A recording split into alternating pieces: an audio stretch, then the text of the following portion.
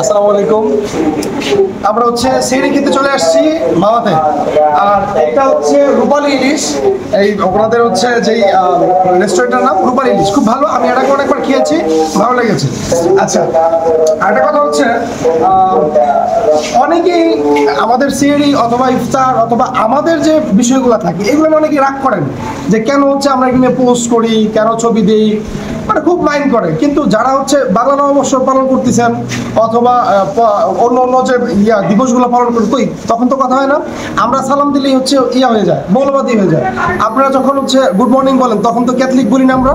আচ্ছা, এখন বিষয়টা হচ্ছে এরকম যে আমাদের যে বিষয়গুলা, যে আমাদের যে ইসলামের রীতিগুলা আমরা কেন মানবো না?